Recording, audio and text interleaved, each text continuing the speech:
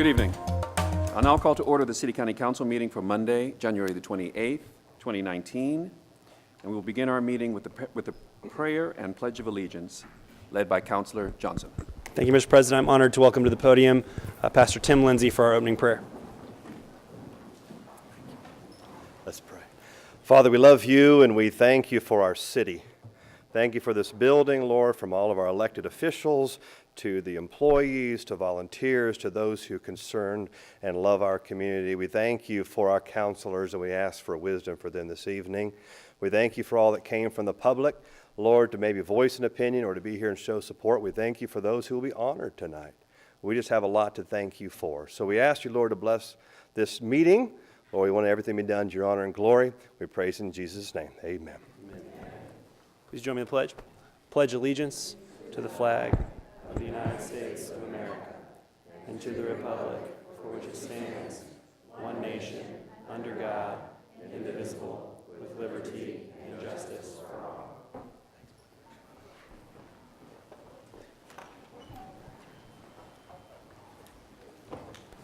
Councilors, please select your green button to indicate your attendance.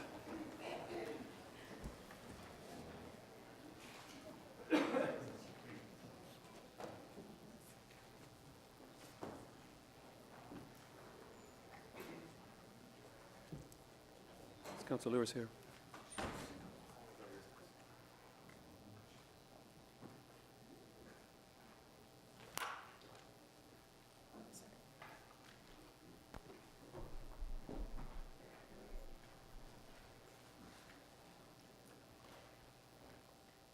We have 24 members present. Councilor Clay has asked to be excused for this evening. The next item on our agenda is introduction of guests and visitors. Councilors. Councilor McQuillan.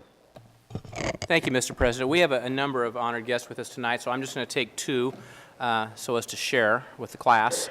I'd like to recognize our former sheriff, the Honorable Frank Anderson, who's in attendance tonight.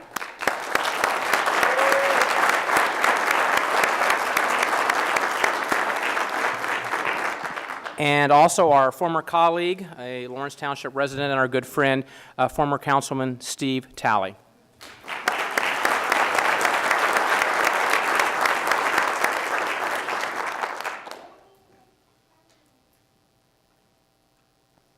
Councilor Evans. Thank you, Mr. President. I'd like to recognize Mr. John Schmitz, who's the owner of the Marceau Arts Center, a nonprofit in a community that deserved and needed some investment from this man. So I'd like to take a moment to recognize him, as well as our newest former sheriff, Sheriff John Layton, as well.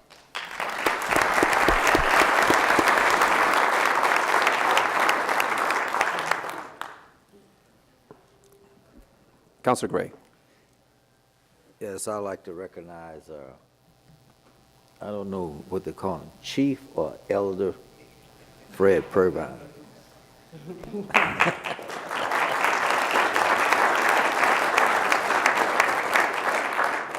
Councilor Johnson.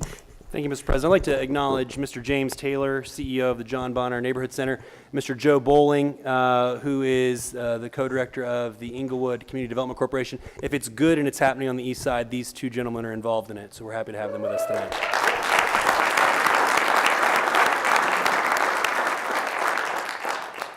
Councilor Oliver. Thank you, Mr. President. I'd like to recognize Alderman and Brown, Marion County Deputy Sheriff. Thank you all very much. Job well done for protecting us. Councilor Mascari. Thank you, President. I'd like to recognize Local 20 Gary Pearson and Debbie Jenkins and State Representative John Barnes, former State Representative. And I'd like to recognize Tony Artizone.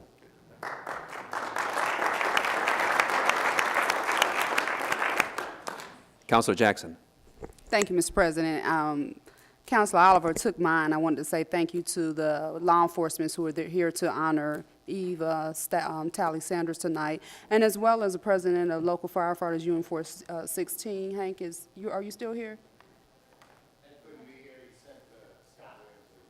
Oh, okay. Well, you can stand up for us and recognize. Thank you.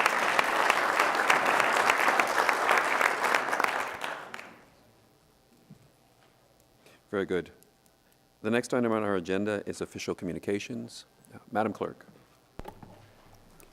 Thank you, Mr. President. Ladies and gentlemen, you are hereby notified that regular meetings of the City County Council and Police, Fire, and Solid Waste Collection Special Service District Councils will be held in the City County Building in the council chambers on Monday, January 28, 2019, at 7:00 p.m. The purposes of such meetings being to conduct any and all business that may properly come before regular meetings of the councils. Sincerely, Bob Osley, President, City County Council. Ladies and gentlemen, pursuant to the laws of the state of Indiana, I cause to be published in the Court and Commercial Record and in the Indianapolis Star on Wednesday, January 16, 2019, a copy of a notice of public hearing on proposal numbers 1, 2, 9, and 10, 2019, said hearing to be held on Monday, January 28, 2019, at 7:00 p.m. in the Public Assembly Room on the second floor of the City County Building. Respectfully, Sarita Hughes, Clerk of the City County Council. Ladies and gentlemen, I have approved with my signature and delivered this day to the Clerk of the City County Council, Sarita Hughes, the following ordinances. General Ordinance Numbers 1 through 9, General Resolution Numbers 1 through 3. Joseph H. Hogsett, Mayor. Mr. President, this concludes the official communications. Thank you, Madam Clerk. The next item on our agenda is the adoption of the agenda. Do I have consent? Consent. And the next item on our agenda is approval of journals for January the 7th, 2019. Do I have consent? Consent. We'll now proceed to presentation of petitions, memorials, special resolutions, and council resolutions.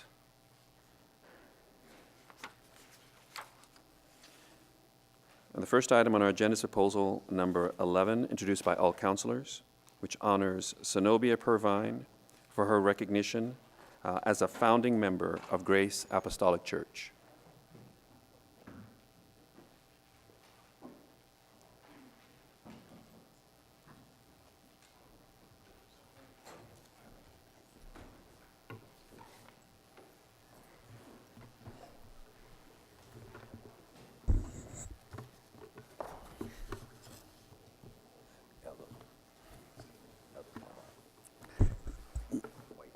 Mr. President and fellow councilors, standing with me this evening as well is the person that's contributed mightily to the quality of life in her community, which resonates through our city, through our state, through our country. We oftentimes overlook or don't have time to call those persons forward. Most serve without receiving credit or acknowledgement for their body of work. The body of work exhibited by this individual over the course of a lifetime is one that I wish to share with you this evening. In the form of resolution, I hope so when I get through reading this, that so will be adopted. The Council of the City of Indianapolis, Marion County, City County Council Special Resolution Number 1. A special resolution honoring Zenobia Purvine for her recognition as a founding member of Grace Apostolic Church. Whereas Ms. Purvine was a product of the youth of the 1950s, she got saved at Christ Temple at an early age. Zenobia's mother, Katie Henderson, and she were charter members of Grace Apostolic Church, and they found refuge in serving the Lord. They followed Elder Golder to the New Grace, which was housed at the Rex Theater. As a child, Zenobia had a desire to sing for the Lord. However, rules in place required her to wait until the age of 16. Councilor Gray. And whereas Ms. Purvine was mentored by Sister Rose Morris, the sister of Elder Golder, Sister Morris took Zenobia under her wing, and she followed her to any and all church engagements. During her early life, she was able to witness the baptism of many of today's saints. Bishop Charles Grinnell, Lady Vivian Fennell, and Brother Grundy, And whereas, in the year of 1955, the witnesses of Mother Henderson and Sister Zenobia triggered a ripple effect that many of the Henderson family members came to know Christ for themselves. Sister Zenobia has remained faithful at Grace through all of the transitions and has never wavered in her service to the Lord and the house of God. She has been there for 65 years and has no plans to go anywhere. And whereas, under the leadership of Bishop Larry and Lady Hunt, Sister Zenobia was afforded the opportunity to start a unity and fellowship event, which was a success, and served as chairwoman of Sisterhood for 3 consecutive years. And whereas presently, my sister is still on the battlefield for the Lord, serving as chairman of the Women and Grace Sisterhood under the leadership and direction of the current pastor, Bishop Kevin and Lady Harrison. Sister Zenobia thanks God for the growth that she has experienced through their ministry. The archives of Grace taught that everything should be done in love, and this is the message that my dear sister has always expressed. Love. Now therefore, be resolved by the City County Council, the City of Indianapolis, Marion County, Indiana. Section 1, the Indianapolis City County Council recognizes Sister Purvine for her recognition as a founding member of Grace Apostolic Church. Section 2, the City County Council recognizes the hard work, dedication, and achievement of Sister Zenobia Purvine. Section 3, the mayor is invited to join in the resolution by affixing his signature hereto. Section 4, this resolution shall be in full force and effect upon adoption and compliance with IC 36-3-4-14. This special resolution was sponsored by myself. I so move, Mr. President, for its adoption. It's been properly moved and seconded. All those in favor? Aye. Back to the speaker. Thank you. Now we hear from a family member.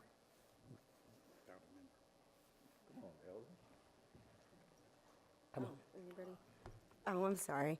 I'm her daughter, Zenobia Purvine, also, and I just want to say thank you for the consideration you've given her. Thank you very much. It's much appreciated.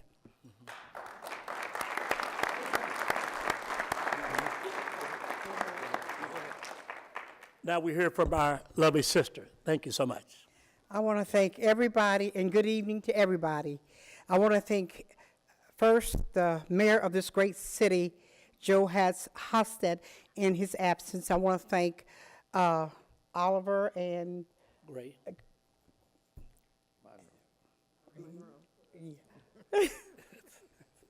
I'm nervous, please forgive me. But I want to thank you for considering me for this job, because I can tell you this, anything that you dedicate to for 65 years and you've never wavered, you've always been there. So my motto was that you have to, in life, learn to embrace struggles, because struggles are going to get you, and you can look back and see where you've been, and you can appreciate it. Because if you don't have a struggle, you don't know how to appreciate anything. So I can't say that I didn't have any struggle. There was a lot of struggles, but I thank God that I was able to stay there, and I plan to stay there until I go to my new place. And I thank you again this evening. I thank you very much. And I will continue to do my part as a citizen of Indianapolis. And I hope you do the same, and I know you will. And if you learn to embrace your struggles and not look at your struggles, but embrace them, you know that on up the road, you're gonna get the results of your struggles. Thank you very much. Thank you. Thank you. I'm so sorry.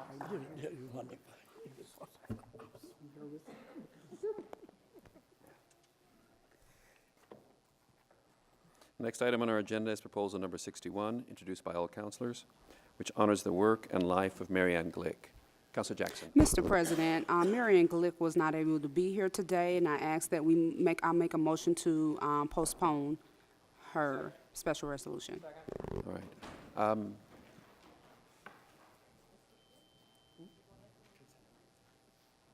right. Councilors, do I have consent? Consent. All right. The next item on our agenda is proposal number 62, introduced by all councilors, which honors Eva Talley Sanders for 30 years of outstanding public safety service to the Marion County Sheriff's Office.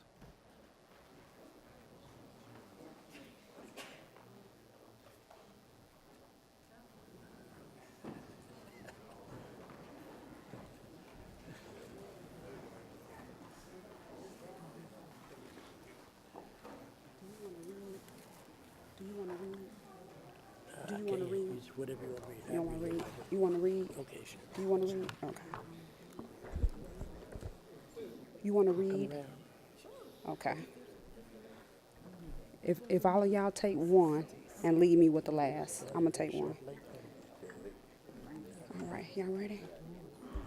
All right, we have a full house tonight to honor the very special Eva Talley Sanders. My honor to sponsor this proposal on behalf of the full City County Council for Indianapolis, Marion County. A special resolution honoring Eva Talley Sanders for 30 years of outstanding public safety service to the Marion County Sheriff's Office. Whereas Eva Talley was born in Madison County, Tennessee, the youngest child and only daughter of Eva Mae Greer Talley and Van Lawson Talley. And whereas Van Lawson and Eva Mae Talley were awesome parents of their 7 children and installed in each of them that hard work will always earn success. And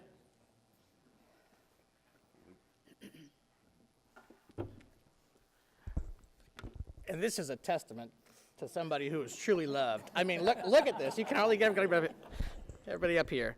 Whereas, having lost her mother at the age of 6 and her father at the age of 19, young Miss Talley made her way to Indianapolis, where she married and raised her family. And we each get a turn.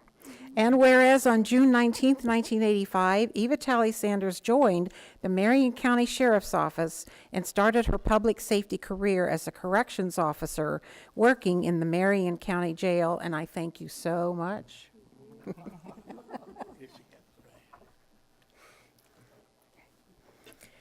Whereas on July 16, 1988, Eva Talley Sanders became a merit deputy within the Marion County Sheriff's Office and began climbing the ladder to top management of the Marion County Sheriff's Office, ultimately becoming the first female to ever achieve the position of Chief Deputy Sheriff of Marion County. And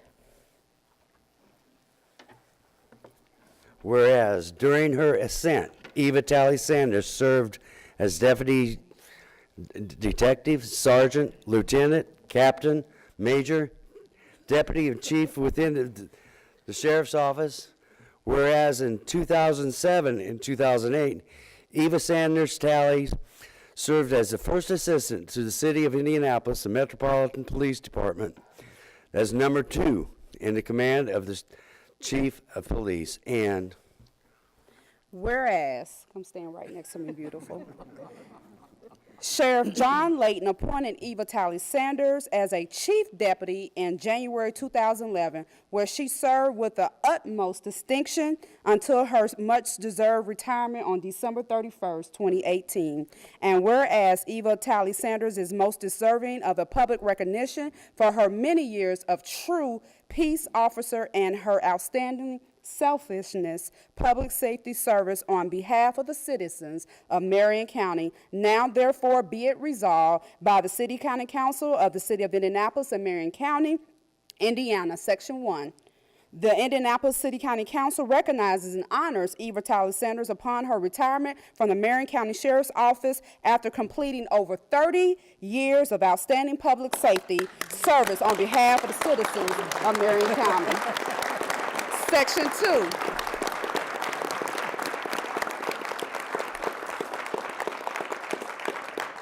The council earnestly thanks Chief Deputy Tally Sanders for her service and commitment to the department and community and wishes her relaxing retirement. Section 3, the mayor is invited to join this resolution by affixing his signature hereto, which he has done. Section 4, this resolution shall be in full force and effect upon adoption and compliance with IC 36-4-14. This special resolution was sponsored by Councilor Jackson, Osley, and Oliver, and was passed by the City County Council this 28th day of January 2019. Mr. President, I so move. The motion has been properly moved and seconded. All those in favor signify by saying aye. Aye. Just a Motion quick carries. word. And back to the speaker. Thank you so much, Mr. President. This woman of honor, of integrity, I had the opportunity to work with since before my tenure on the council. She's always been a lending hand, direction, and she's a community person. She's like me. I love that, community person. Councilor Jackson, if I can do it, I'm going to do it. I'm going to get the people to wrap around whatever you need, and we're going to get it done. And so I thank you for that. I thank you for your many years of service and dedication to our community and our city. And at this time, we're going to have her oldest brother, Marvin, say some words. The oldest living brother. Oldest living brother. Marvin, can you come on up? Right here. With your permission, Mr. President, may I? Please, proceed. Thank you. Right here, here he is. And then we'll follow by the honoree. I would like to say thank you to everybody. Good evening. I'm Donald Tally, Eva Tally Sanders' brother. And I would like to thank the council for this opportunity to honor my sister. She means so much to me. And I also would tell her, I love you, baby, and I'm so glad. I'm so glad she's coming home. And I would also like to give a thanks out to Duke Oliver, councilman, and also I see my ex-councilor up there, Christine Scale. Hi, baby, love you. Good evening, President Osley and the City County Council. I had to give this a great deal of thought when I decided to retire the last time, December the 31st.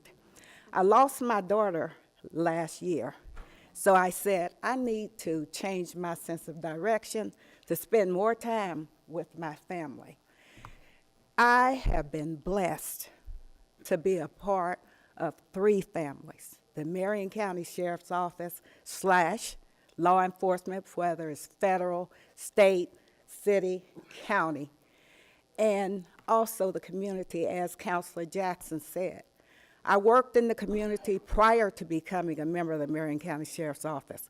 I worked in the community being a deputy sheriff, and I will continue working in the community.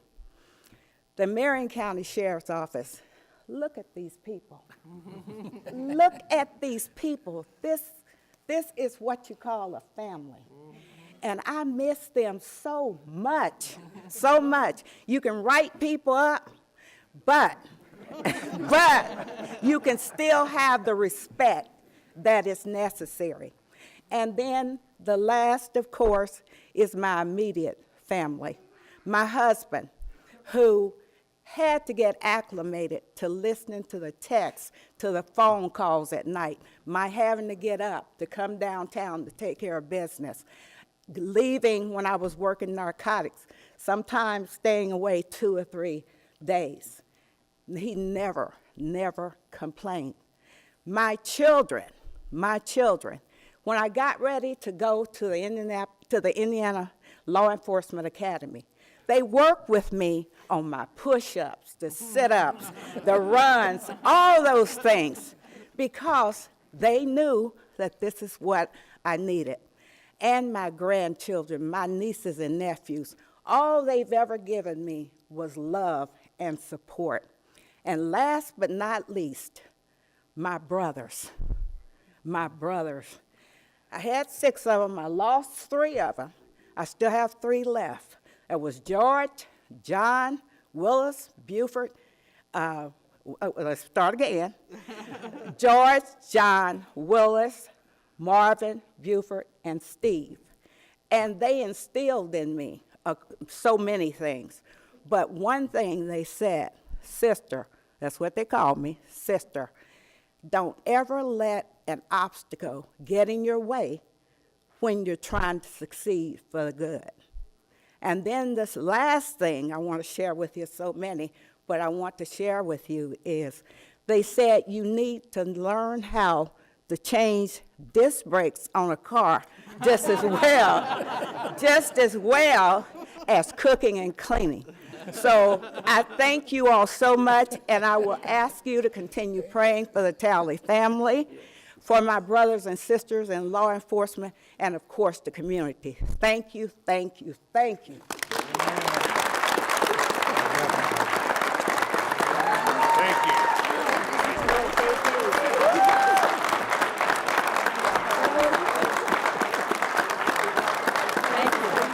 Thank you so much. Thank you. Thank you. Yes. It's 3 brothers. That's Steve. He's probably already got one. Okay, Steve. Okay, thank you. Okay, thank you. Good to see you. I was going to say something to you. I said, you know, people in the streets, they know the name Eva Talley Sanders. They will know it by heart. Yeah.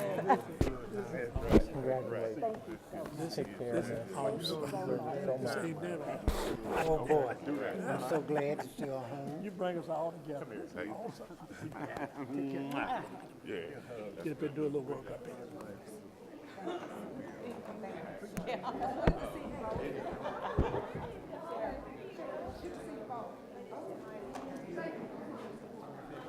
Thank you so much. Easter's one of my favorites too. Okay, thank you.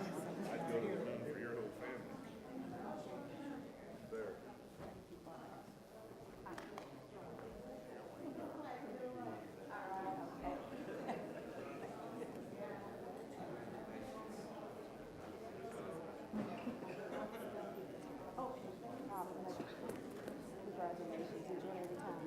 Don't forget about us.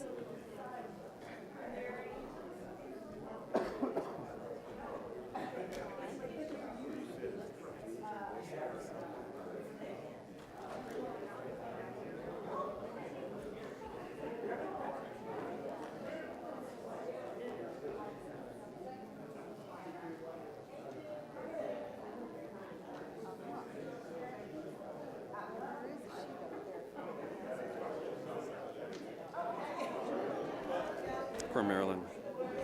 See if we can wait for Maryland here.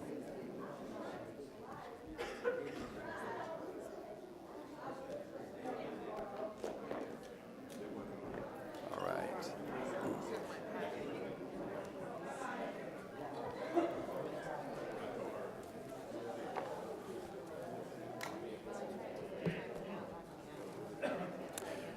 All right, the next item on our agenda is proposal number 8, referred to Public Safety and Criminal Justice Committee. Chairman Robinson. Thank you, Mr. President. Proposal number 8, 2019, reconfirms the Marion County Public Defenders Board nomination of Robert J. Hill as the Chief Marion County Public Defender. Mr. Hill stated that he has been a public defender since 1985. He said that this is his 11th time being confirmed as Chief Public Defender. Mr. Hill said that they have overcome their struggles with children in need of services, CHINS cases. They have made progress with pay raise and are making certain that they are adequate and have adequate staffing and funding. Councilor Simpson moved, seconded by Councilor Coates. Send proposal 8, 2019 to the full council. They do pass recommendation. Motion carried by a vote of 9-0. Mr. President, I so move. Motion's been properly moved and seconded. Are there comments from councilors? All right, seeing none, we proceed to the board for a vote.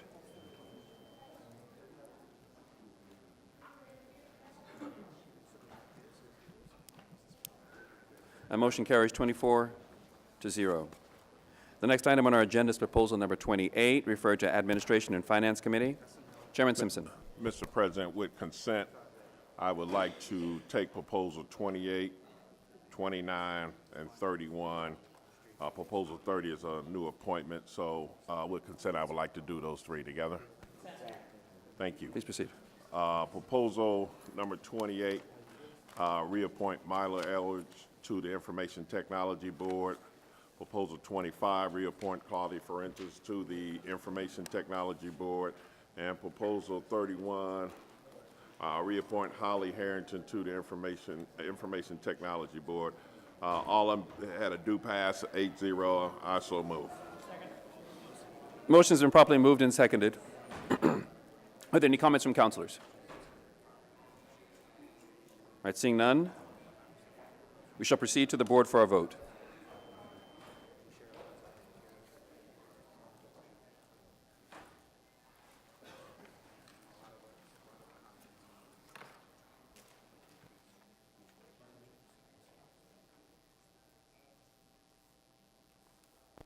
The motion carries 24-0. Mr. President, proposal number 30 was appointment of the Sheriff Kerry Forstall to the Information Technology Board. It passed out 8-0, and I so move. Motion is properly moved and seconded. Are there comments from councilors? All right, seeing none, we'll proceed to the board for our vote.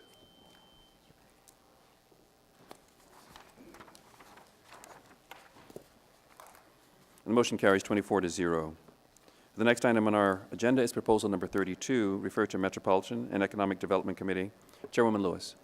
Thank you, Mr. President. Proposal number 32 reappoints Susan Williams to the Indianapolis Historic Preservation Commission.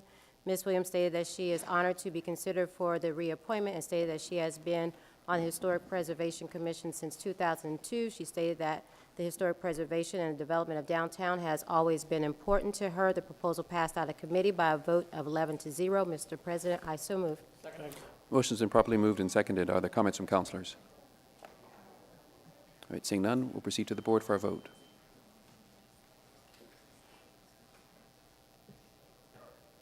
The motion carries 24-0. The next item on our agenda is proposal number 33, referred to Metropolitan and Economic Development Committee. Chairwoman Lewis. Thank you, Mr. President. Proposal number 33 appoints Mindy Westrick to the Metropolitan Development Commission. Ms. Westrick stated that she has been a resident of Indianapolis for the last 15 years and that she is excited about being appointed to the Metropolitan Development Commission. The proposal passed out of committee by a vote of 11-0. Mr. President, I so move. Motion's been properly moved and seconded. Are there comments from councilors? All right, seeing none, we'll proceed to the board for our vote.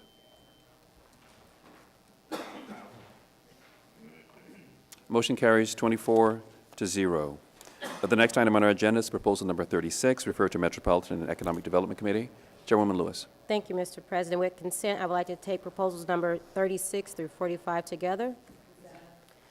Proposal number 36 through 45 are reappointments to the Metropolitan Board of Zoning, the Woodruff Place Economic Improvement Board, and Animal Service Advisory Board. All proposals passed out of committee of votes 11-0. Mr. President, I so move. Motion has been properly moved and seconded. Are there any comments from councilors? All right, seeing none, we'll go straight to the board for our vote.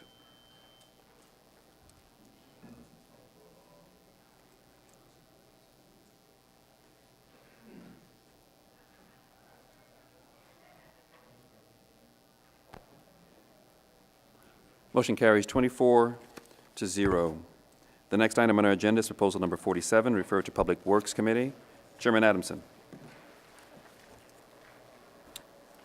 Thank you, Mr. President. With consent, I'd like to take proposals 47, 48, and 49 together. Thank you. Proposal number 47 reappoints Jamar Cobb Denard to the Board of Public Works. Proposal number 48 reappoints Dr. Henry Fernandez to the Board of Public Works. And proposal number 49 reappoints Henry Williams to the Board of Public Works. Councilor Oliver moves, seconded by Councilor Scales, to send proposals number 47 through 49 to the full council with a due pass recommendation. That motion carried by a vote of 9-0, and I so move. Motions are properly moved and seconded. Are there comments from councilors? All right, seeing none, we'll proceed to the board for our vote.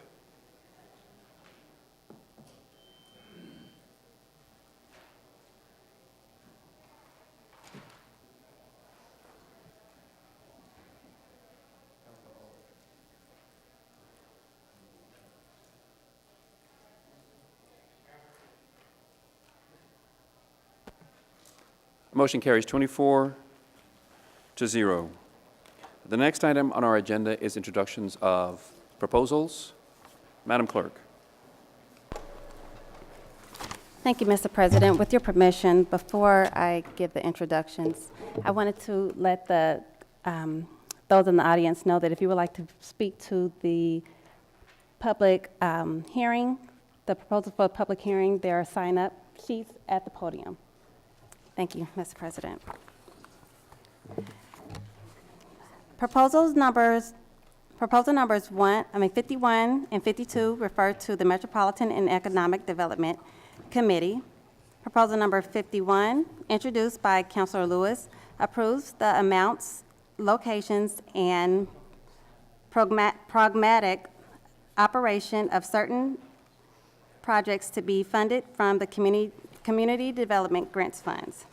Proposal number 52, introduced by Councilors Johnson and Adamson, approves the final ordinance for the issuance of Economic Development Tax Increment Revenue Bonds for PR Mallory LLC in an aggregate principal amount not to exceed $15,500,000 to finance a portion of the cost to acquire, rehabilitate, renovate, and equip 2 buildings to accommodate innovative education facilities, commercial and office space, indoor hydroponic, agriculture operations, and on-site parking at 3029 East Washington Street in District 12.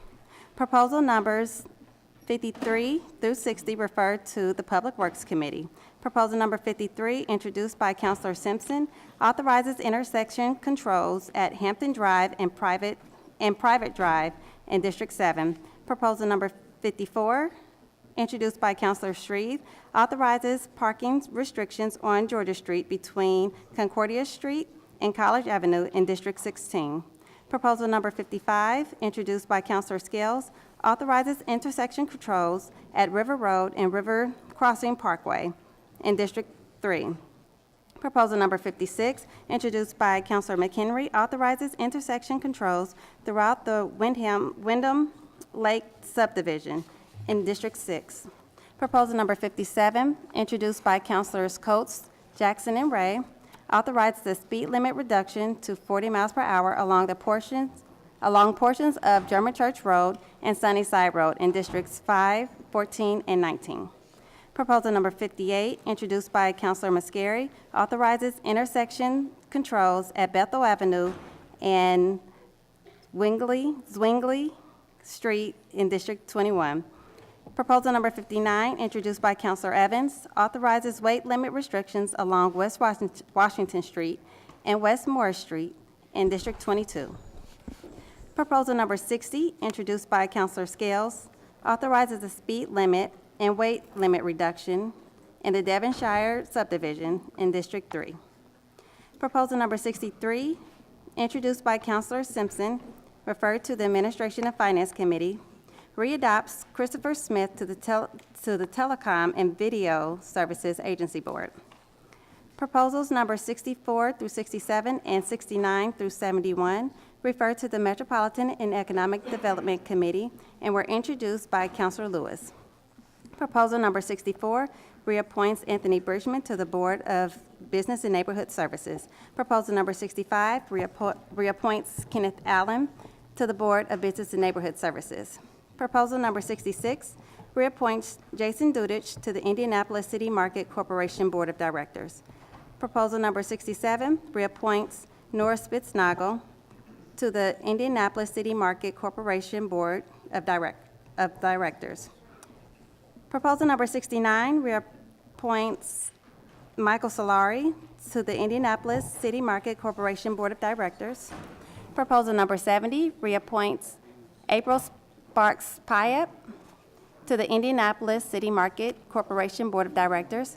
Proposal number 71 renominates Diana Masuri Carter to the Speedway Economic Development Commission. Proposal numbers 72 through 85 refer to the Public Safety and Criminal Justice Committee and were introduced by Councilor Robinson.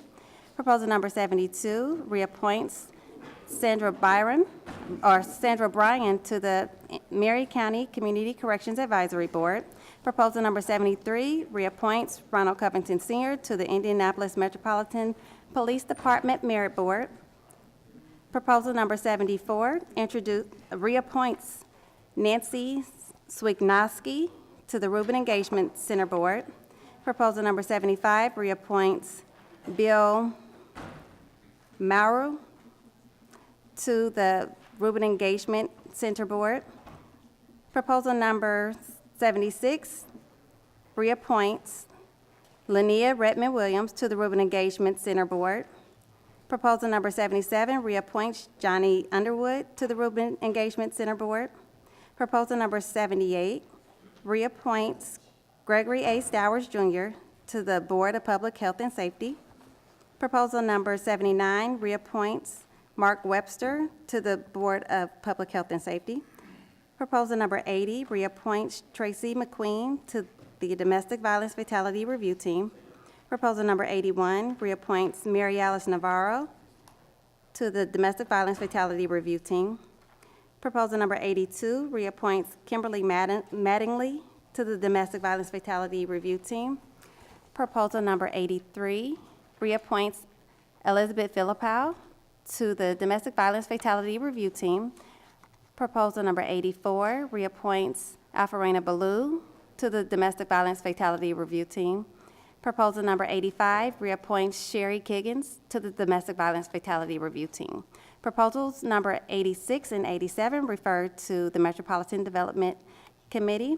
Proposal number 86, introduced by Councilor Osili, appoints Charles Johnson to the Indianapolis Housing Agency Board of Directors. Proposal number 87, introduced by Councilor McQuillan, appoints Sherry Syward to the Indianapolis Housing Agency Board of Directors. Proposal number 88, introduced by Councilor Robinson, referred to the Public Safety and Criminal Justice Committee, approves an additional appropriation of $300,000 to the 2019 budget of the Office of Public Health and Safety Consolidated County Fund to contract with service providers to hire homeless neighbors to assist in cleaning, beautification, and litter abatement, support entities providing wraparound support services, supplement housing needs, and other necessities of homeless individuals and support programs. Mr. President, this concludes the introductions.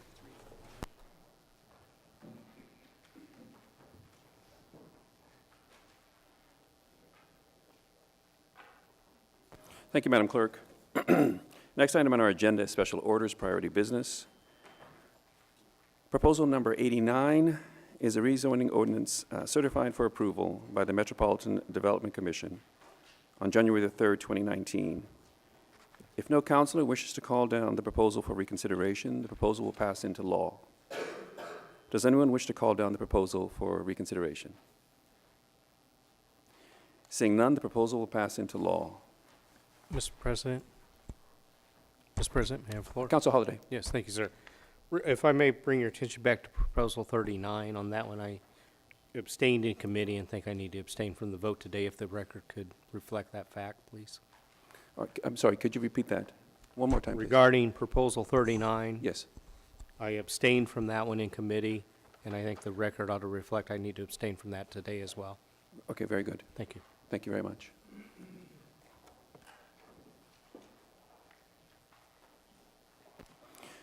Proposal number 90 is a rezoning ordinance certified for approval by the Metropolitan Development Commission on January the 4th, 2019.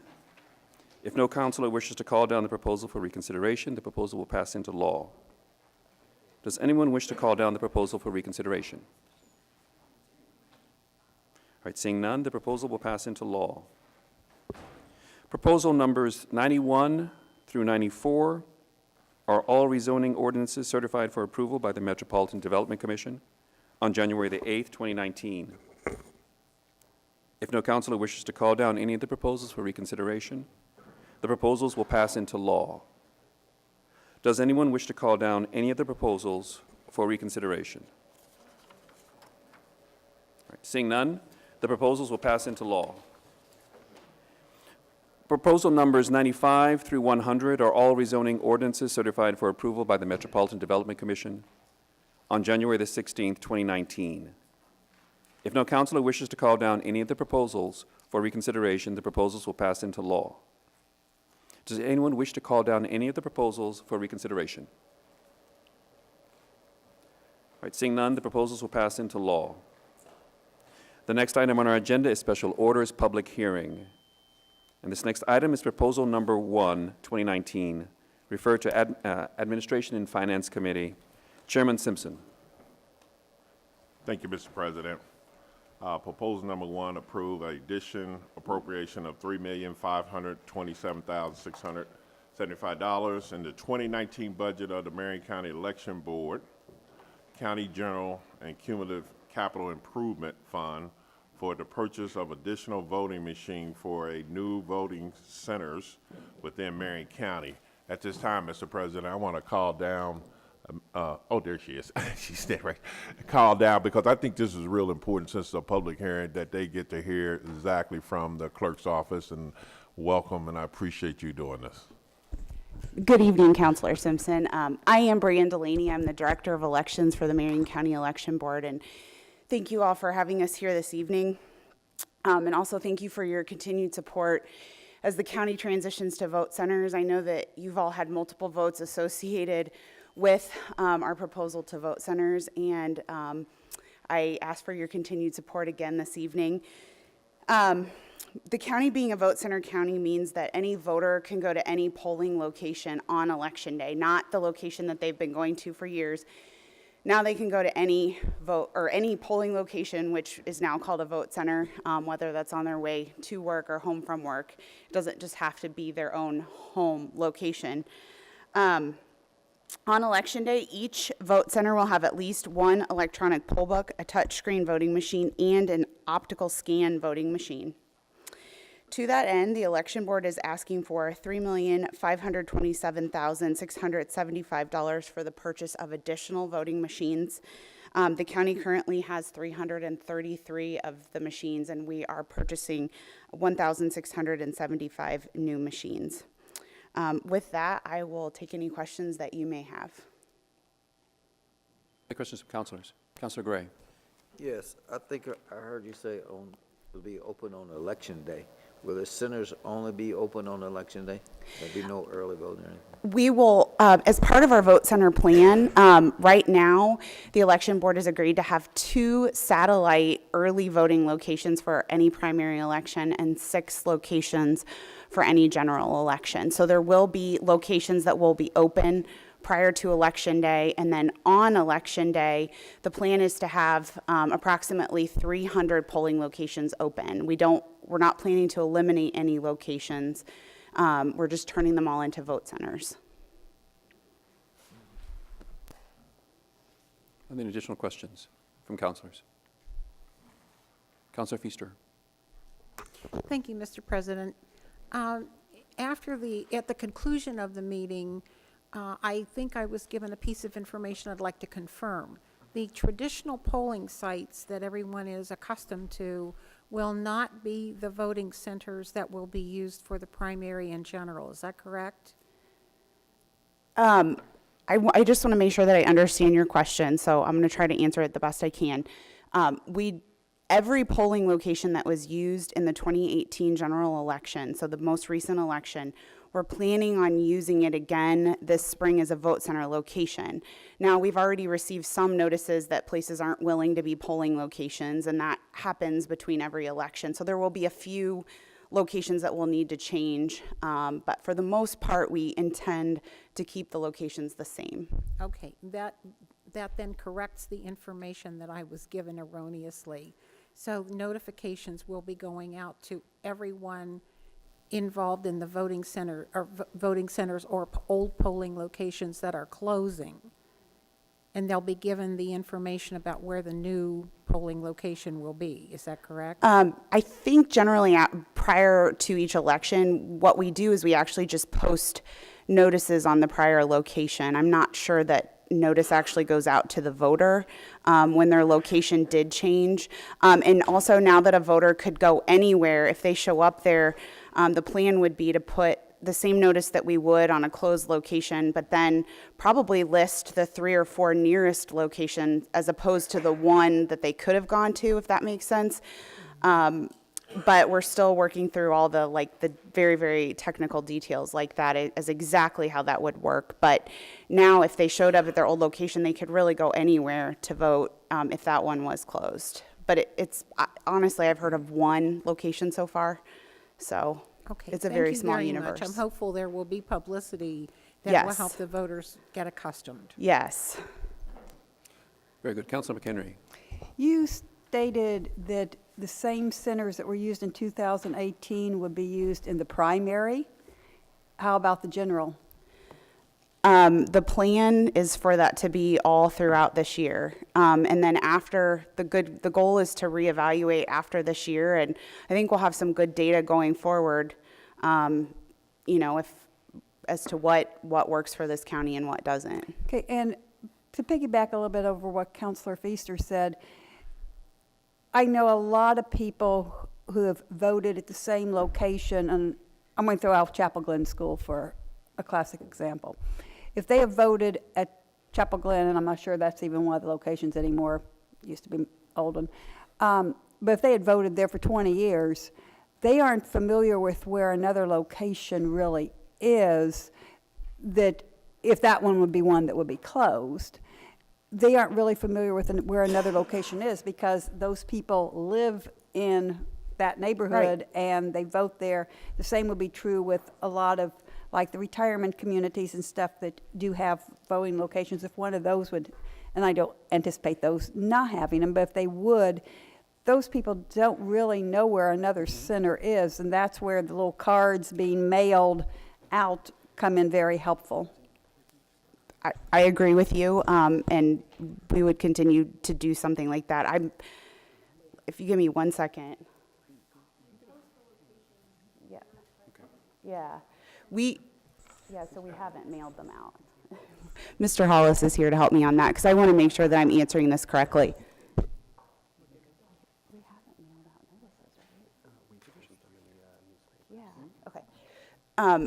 The more recent practice has not been to mail out cards, which is what I wanted to confirm with you, but we do post all the locations in the newspapers. And then on the building door, we would post where the new location would be for that voter. And like I addressed Councilor Feaster, the goal would be to list multiple of the nearest locations this time for the voter if a site had closed. And, I understand that, but not everybody takes a newspaper. That's going to be less and less. And election day, if I happen to go to my normal site and see that it's not open, then that's quite a hardship on especially senior citizens and the people who have limited transportation or limited time even going to and from work. And I agree with you, and hopefully that's where the vote centers can be more beneficial to the voters of the county, in that you could go anywhere. And I understand what you're saying, that they may not know where to go, but we have, we're taking small steps to move forward with making voting more accessible for folks in the county. Very good. All right, thank you. Councilor Simpson. Just a real quick for you to respond to. So what we call precincts are now voting centers. So nothing has changed. It's just that we changed the name of a precinct where I'm a precinct committee person. My precinct is becoming a voting center. Is that correct? That is correct. So. Okay. Yeah, I just wanted, because they hear voting centers, and I think a lot of people think that precincts are gone and new voting centers are in. So, but what you're saying besides that, I can go to any voting center like any precinct and vote. Is that what you're saying? That's correct. Okay, you answered the question. Councilor Adamson. Thank you, Mr. President. I have my question is about the number of vote center or voting machines that you're purchasing. You said we have how many existing currently? Right now, the county actually owns 2008. The vendor did deliver them, but prior to this purchase, we had 333 express votes, which is the machine that we need more of to be able to administer vote centers in the county. And so then this appropriation will purchase how many more? 1,675 express votes. And then we are also selling back some of the DS200 optical scan machines that we will no longer need. And then, so that's a total of, 2008. and how many precincts do we have? 600 precincts, but So- approximately 300 polling locations. I think we had like 287 or 290 this past election.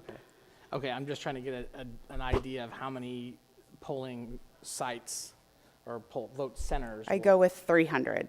300? Yeah. Okay. All right, well, I'm just trying to get an idea of how many machines you're going to need for each Right. of those centers. Okay, thank you. Councilor Evans?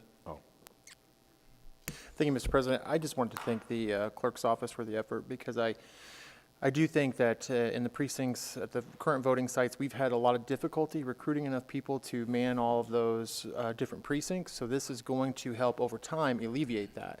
Unfortunately, in today's society, we don't have as much civic engagement as we would like.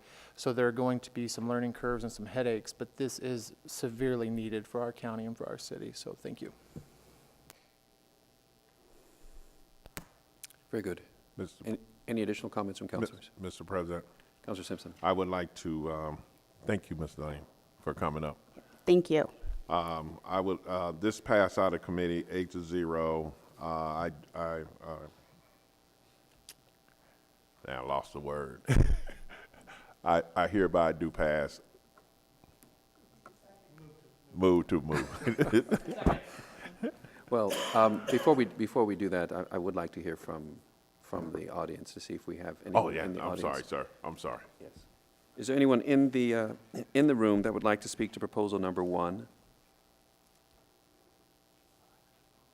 All right, seeing no one. Councilor Simpson, may we go through this again? Yes. Mr. President, passed out of committee 8-0, and I hereby do pass. So moved. I'm tied up, man, with the homeless thing today. All right, it's been properly moved and seconded. Any additional comments? All right, seeing none, we'll proceed immediately to the board for a vote.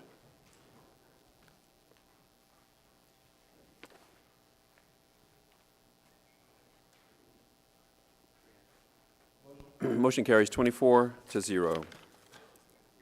The next item on our agenda is proposal number 2, referred to Metropolitan and Economic Development Committee. Chairwoman Lewis. Thank you, Mr. President. Proposal number 2 approves an additional appropriation of $2 million, transferring $1.7 million in the 2019 budget of the Department of Metropolitan Development to support funding for several significant projects in the Lafayette Square Community Revitalization Enhancement District and all costs associated with the land acquisition of the Oaks Tree Apartment Complex. Director Emily Mack, Director of the Department of Metropolitan Development, and Rusty Carr, Chief Financial Officer, gave a brief overview of the redevelopment area and reminded the committee of the approval to proceed acquisition in December 2018. The proposal passed out of committee by a vote of 10-1, with Councilor Holliday abstaining. Mr. President, I so move. Second. The motion's been properly moved and seconded. Are there comments from councilors? Councilor Holliday. Similarly, Mr. President, thank you. As I abstain in committee, I need to abstain from the vote tonight. Great. Thank you, Councilor. Are there any additional comments from councilors? Councilor Jackson. Thank you, Mr. President. I just want those viewers that are in the audience and at home, this proposal is very important. And I'm speaking on the Oak Tree. I'm sure the Lafayette is as well, but the Oak Tree side, to make sure that we can go ahead and do acquisition and take care of that property. So this is where we move so hard as a community and a city to work towards to getting that property demoed. And this is one more of the steps of several more steps. But thank you for council, what you've done, and Director Mack and your team, and Deputy Mayor Jeff Bennett, I see you. So thank you again for all the work that you've done for the last few years on this. Thank you. Thank you. Any additional comments from councilors? Seeing none, is there anyone in the audience that would like to speak to proposal number 2?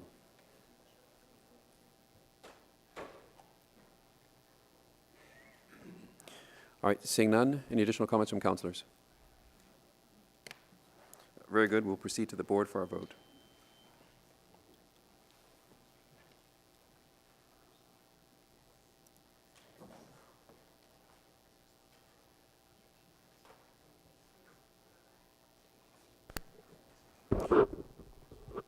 Motion carries 23 yeas and 1 abstention.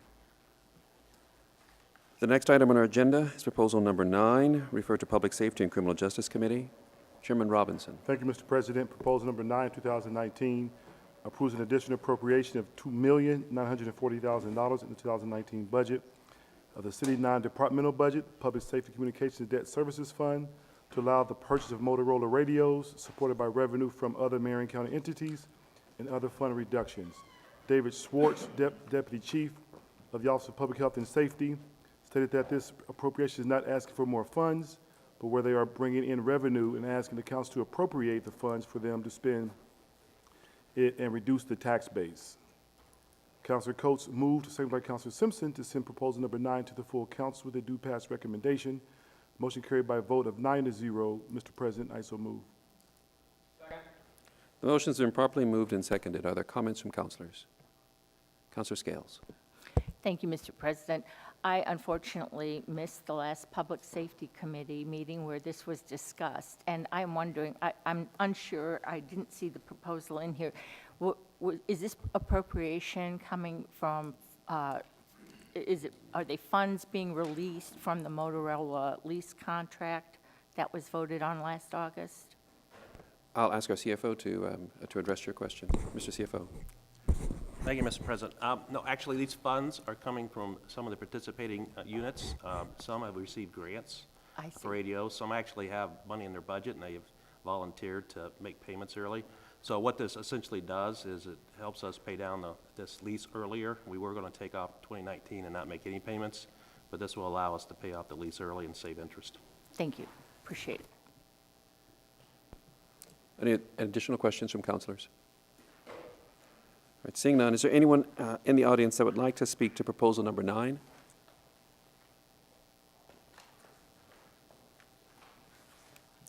All right, seeing no one. Additional comments from councilors?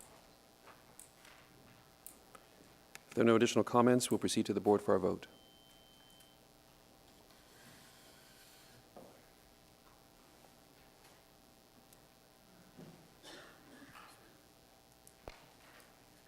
The motion carries 24-0. The next item on our agenda is proposal number 10, referred to Public Works Committee. Chairman Adamson. Thank you, Mr. President. Proposal number 10 approves the additional appropriations totaling $24,253,359 and transferring a total of $5,047,000 into the 2019 budget of the Department of Public Works, Consolidated County General, Transportation General, Solid Waste Collection General, and Stormwater General and Parking Meter funds to be used toward capital projects for the Engineering Division, the Neighborhood Streetlight Initiative, the 2019 Community Crossings Grant Project, a new street sweeping unit, and support for additional parks projects and the Twin Air Drainage Project. Councilor Osley moved, seconded by Councilor Oliver, to amend proposal number 10, 2019. Councilor Osley's motion to amend carried by a vote of 10-0. Councilor Oliver then moved, seconded by Councilor Osley, to send proposal number 10 to the full council with a due pass as amended recommendation, and that vote carried by a vote of 10-0, and I so move. Motion has been properly moved and seconded. Are there comments from councilors? Councilor McCollum. Thank you, Mr. President. I was not in attendance since I don't sit on Public Works. Mr. Vice President, could you just briefly detail the nature of the amendment? Thank you. Councilor Adams. Thank you, Mr. President. The amendment moved the additional $300,000 from the parking meter fund into the county general. Is that right? Consolidated general for the purpose of the mayor's homeless initiative. Are there additional comments from councilors? Councilor Fanning. Thank you, Mr. President. I just wanted to express my support for this proposal, particularly in the area of street sweeping. I think it's incredibly necessary, not just downtown, but as Broad Ripple is the only area outside of downtown with parking meters. We will also be realizing the street sweeping schedule at the same rates, and I think that will be very helpful to Broad Ripple and Midtown. So I'm really looking forward to this, and thank you for all the work of the committee and DPW for putting this together. Chairman Adamson. Thank you, Mr. President. I think that's exactly one of the most attractive things about this proposal is that much-needed street sweeping that will be expanded well into the townships where it's been desperately needed for a number of years. If I could, with your permission, Mr. President, I'd like to have Deputy Mayor Jeff Bennett come up and talk just briefly about the mayor's homeless initiative and what that entails. Please proceed. Deputy Mayor. Mr. Vice President, thank you. Thank you, councilors, for letting me come back. Just to reiterate what we've talked about over the last several weeks. What you're acting upon tonight is the first step in transferring $300,000, which would ultimately flow through the Office of Public Health and Safety. I think there was a companion fiscal ordinance introduced tonight. So we'll go to committee to actually be reappropriated through that department. And I just want to mention again the three initiatives that we're seeking to support with the $300,000 that's been generated in excess of what's needed for the street sweeping program. First is to provide a source of funds for wraparound services for 50 housing rental assistance vouchers that we received in November. So we have units in which to house people. We have rental assistance to pay for that housing, and this will give us the source of support services funding to keep people in those units. The second thing we would like to do is to pilot a job training and employment program that's been at work in other cities across the country to actually engage people who are panhandling or who are sleeping outside with employment opportunities that might enable them to gain self-sufficiency. And then thirdly, if there's a residual amount left after those two programs are funded, we would continue to support the ongoing work of CHIP's Street Reach Indy program, which is also a front line of defense to help people who are on hard times and may be sleeping outside or in shelters downtown. So that's really what we've talked about over the past several weeks, and nothing has changed. Thank you, Deputy Mayor. I just wanted to get that out into the front so that we all know that going forward. Very good. Are there any additional comments? Councilor Coulter. Thank you, Mr. President. As one of the Southside councilors, I just wanted to express my appreciation for DPW and everyone else that's worked on this, particularly the Streetlight Initiative, representing part of the South Side where we actually have the fewest streetlights. I'm very excited to see that in the future where we will get additional streetlights installed there. And on a personal note, representing District 23 with a much-needed project on Southport Road for resurfacing. Very excited to see this done, particularly with the Community Crossing Grant Project. Thank you. Very good. Additional comments from councilors? Right, seeing none, is there anyone else anyone in the audience that would like to speak to proposal number 10? All right, just a moment. Madam Clerk, would you read off the listing in order of members of the audience who wish to speak to proposal number 10? Yes, Mr. President. Noah Meininger, Kathy Robertson, Roland Lola Jr., and John Schmitz. And it is a 2-minute, I'm sorry, 2 minute. I was about to get really excited.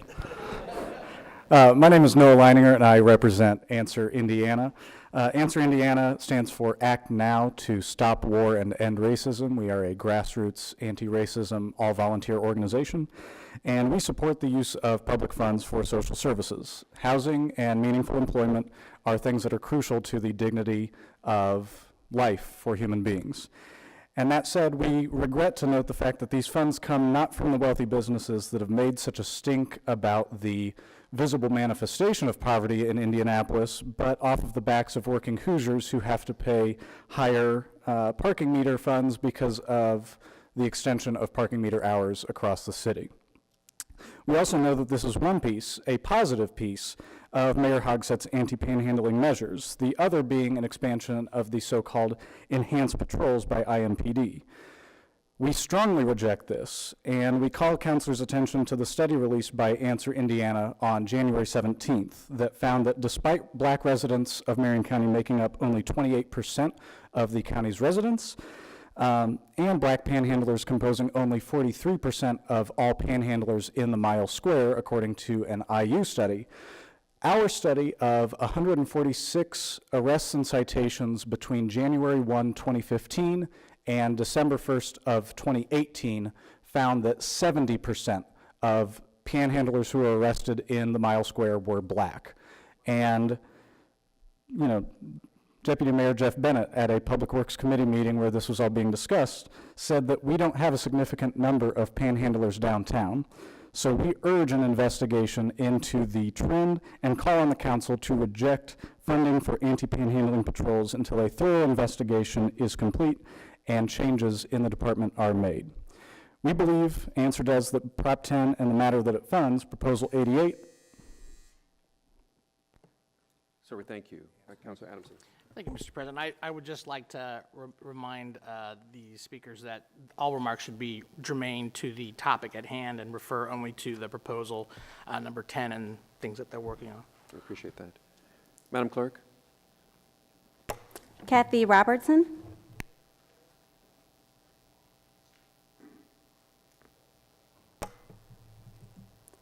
Roland Lala.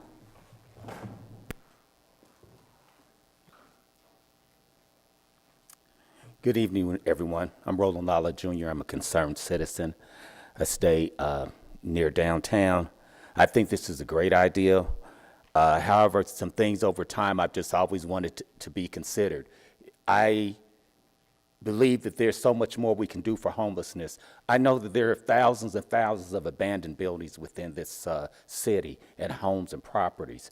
It seems to me, even though we're going to provide jobs for people, they need housing. It seems that somehow there could be a coordinated effort to provide more assistance to match people up with housing and with jobs.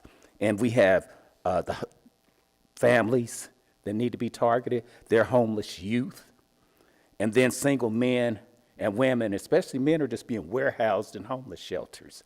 So even if a initiative such as this provides them with jobs, how much are these jobs going to pay?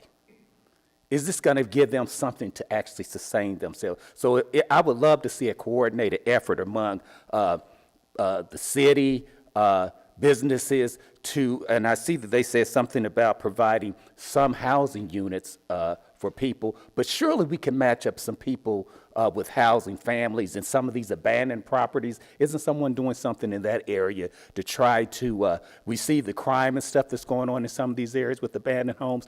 Can we find some means to not just give someone a few dollars to earn, but also a place where they can operate from to become stable in the long term? So thank you for this opportunity. John Schmitz.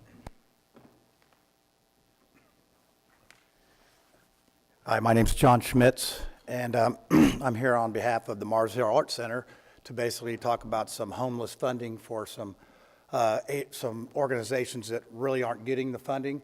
And really all I want to talk about is the CHIP part of that. What Jeff talked about was I would like to see some of these organizations that are actually on the front lines that are serving meals this evening and providing shelter for some folks, our friends that are out on the streets that are really getting no funding from the bureaucracy of the programs that we have here in the city. So I would like to list out Refuge House, We Are Family, Kathy Under the Bridge, and Tag Griffin with Hearts and Hands. Those are groups that are doing a lot of work that could use not very much funding. So I don't know how we could get that dedicated to not just go to CHIP. CHIP gets about $2 million a year. These folks can operate on about 10 grand total per month. And if we could get some funding headed in that direction, that would allow them to expand their mission of trying to get some permanent things. So I thank you. Mr. President, Counselor Jackson. Thank you, Mr. President. Sir, can you leave your contact information with the clerk, and we'll respond and get those, I didn't catch all those, and I would like to know those 4 or 5 organizations that you listed. Thank you, sir. All right, Counselor Evans. Thank you, Mr. President. What I've heard here tonight still brings me back to a comment that I made at the last hearing, and that was trying to understand where our current dollars are going and how they're being used. Weeks later, I still don't understand that and don't have that information. While I am supportive of tonight's ordinance, because what this is about how we're appropriating that money. We've already went through that discussion at the last council meeting, but I still think that that is something that needs to be discussed and addressed, is where our current tax dollars are going, and are they being used wisely? Are there any additional comments from councilors? All right, seeing none, we'll proceed to the board for our vote.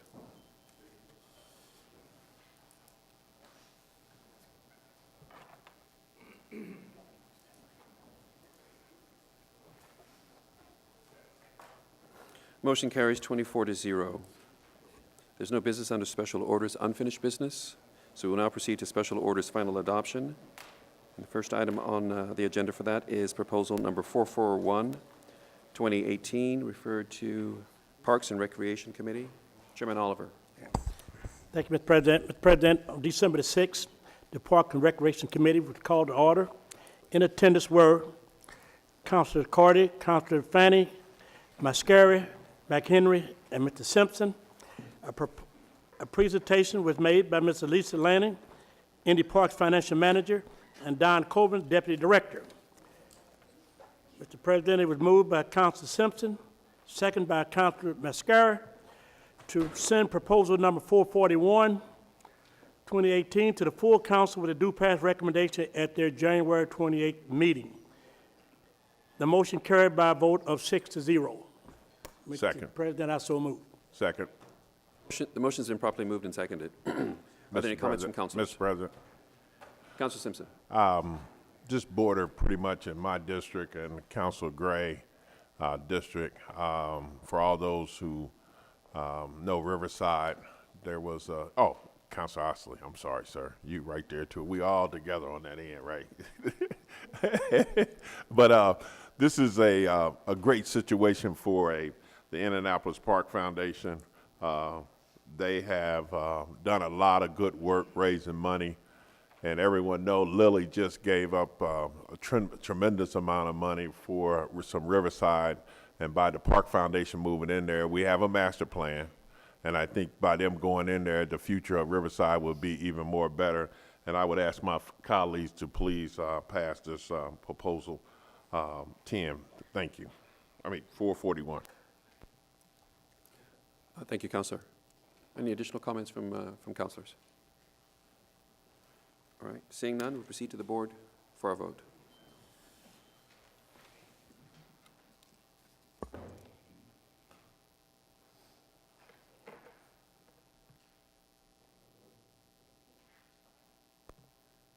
Motion carries 24-0.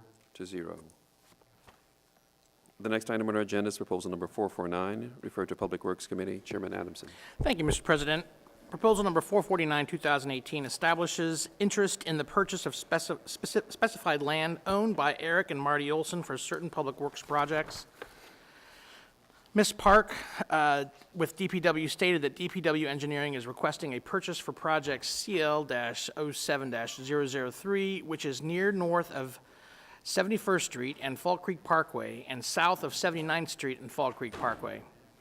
The chair asked what the purchase price was, and Ms. Park stated that it is approximately $46,000 for approximately 0.516 acres of land.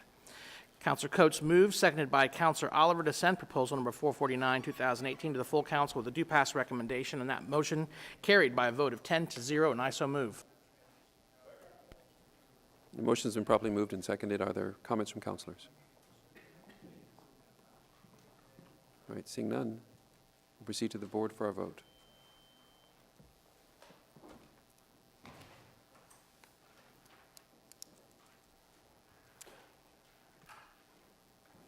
Motion carries 24-0. There is no business under special service district councils. There is no business under new business. So the next item on our agenda is announcements Mr. and President, adjournment. Just one moment, please. right here. Councilor Scales. Oh. Thank you, Mr. President. Not so much an announcement, but a plea. It appears that meteorologists have given credible enough weather forecasts that we are going to be experiencing dangerously low temperatures in the next few days. And somewhat relative to our just previous discussion on homelessness initiatives and having a place for them to stay, I know that the places that are available are always overwhelmed when the weather turns as dire as it appears it's going to be. I would just like to ask that any church, we have a church on almost every street corner in this city. I would ask that churches, from whether they're cathedral size to storefront churches, if they have space, that they consider opening up their churches to allow at least one or two homeless individuals to come in and experience the warmth and spend the night in those churches. And not much, I'm sure, is needed, but maybe a mat and a blanket and a pillow. But the main and the most important thing is that they be kept warm throughout the night. And I just hope they would consider that. Thank you. Thank you, Councilor Scales. Councilor Simpson. Thank you. If you didn't notice, there are a lot of employees who are very happy in this city-county building because of our action in the 2019 budget. And I've been getting a lot of people saying thank you for the pay increase. The controller and I had a conversation, and he said that he's been getting emails from employees where they were crying and praying and saying thank you. So I just want everybody on this council to know that we finally have done something for the people who work in this building, and we should be proud of ourselves for allowing this to happen. There's some room, we still got somewhere to go, but I just want everybody to know as a council that we should be very proud. There's a lot of happy people out there. Thank you. Thank you, Councilor. Councilor Feaster. Thank you, Mr. President, and I'd like to append or add to Councilor Scales' plea to make some kind of provision for animals in Marion County or wherever, but particularly in Marion County, to have a warm place to stay in this cold weather. Thank you. Thank you. Councilor Adamson. And just to dovetail on to Councilor Feaster's comment, I would just like to remind everyone watching at home that it is the law that you bring your animals inside when the temperatures get down. So thank you for mentioning it. Thank you, councilors. What? Yeah, if you see animals that are out, make sure you call the city 911 or the Mayor's Action Center. Yeah. Thank you, councilors. All right, the docketed agenda for this meeting of council having been completed, the chair will now entertain motions for adjournment. Mr. President. Chair recognizes Councilor McQuillan. Thank you, Mr. President. I have been asked to offer the following motion for adjournment. By Councilor Mowry, in memory of Paul Downer. By Councilor Lewis, in memory of Richard A. Dickinson.